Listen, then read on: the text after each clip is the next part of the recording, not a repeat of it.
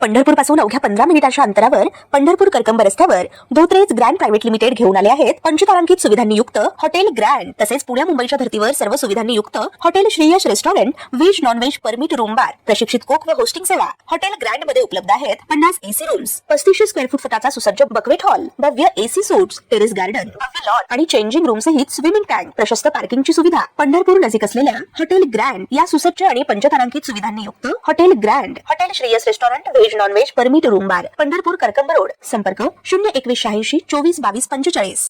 बीडच्या मसाजो गावचे सरपंच संतोष देशमुख यांच्या हत्या प्रकरणात धनंजय मुंडे यांचे निकटवर्तीय वाल्मिक कराडवर खंडणीचा आरोप करण्यात आला। या प्रकरणावरून संतोष देशमुख यांचा खून झाल्याचे म्हटले जात आहे। या पार्श्वभूमीवर धनंजय मुंडे यांना राजीनामा द्यावा लागला होता। 4 मार्च 2025 रोजी धनंजय मुंडे यांनी मुख्यमंत्री देवेंद्र फडणवीस यांच्याकडे राजीनामा सुपूर्द केला होता।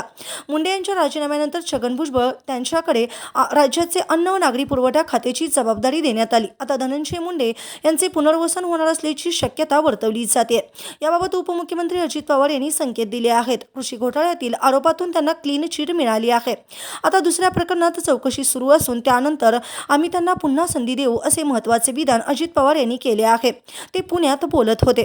न्यायालयाने धनंजय मुंडे यांना एका प्रकरणामध्ये क्लीन चिट दिली आहे। बदनामी तर झालीच, पण पोलीस त्या प्रकरणावर कारवाई करीत आहेत। यातून त्यांना जो मनस्ताप सहन करावा लागला तो भरून काढता येऊ शकत नाही। कृषीबद्दल जे आरोप झाले ते मी म्हणत नाही, ज्यांनी आरोप केले त्यांना दंड सुनावला आहे। आपल्याकडे न्यायालय सर्वोच्च व्यवस्था आहे। दुसऱ्या प्रकरणात न्यायालयीन चौकशी सुरू आहे। ती झाल्यानंतर वस्तुस्थिती पुढे येईल। ती पुढे आली की त्यात जर त्यांचा दुरान्वयी संबंध नसेल तर आम्ही त्यांना संधी देऊ असे अजित पवार म्हणाले आहेत। धनंजय मुंडे यांच्याबाबत आता पक्ष आणि महायुती काय निर्णय घेणार हे पाहणे महत्त्वाचे ठरणार आहे। 9 डिसेंबर 2024 रोजी मसाजो गावचे सरपंच संतोष देशमुख यांची हत्या करण्यात आली होती। आवादा कंपनीच्या खंडणी प्रकरणातून त्यांची हत्या झाल्याचं म्हटलं जात होतं। माजी मंत्री धनंजय मुंडे यांचा जवळचा सहकारी वाल्मिक कराड हा संतोष देशमुख हत्या प्रकरणात सूत्रधार असल्याचे आरोप करण्यात आले होते। या प्रकरणामुळे झालेल्या राजकीय दबावामुळे धनंजय मुंडे यांना राजीनामा द्यावा लागला होता असे म्हटले जाते आहे। ताज्या घडामोडी पाहण्यासाठी आमच्या YouTube चॅनलवरील PVR म्हणजेच पंढरी वार्ता या न्यूजला सबस्क्राईब करा आणि शेजारील बेल आयकॉनवर क्लिक करा।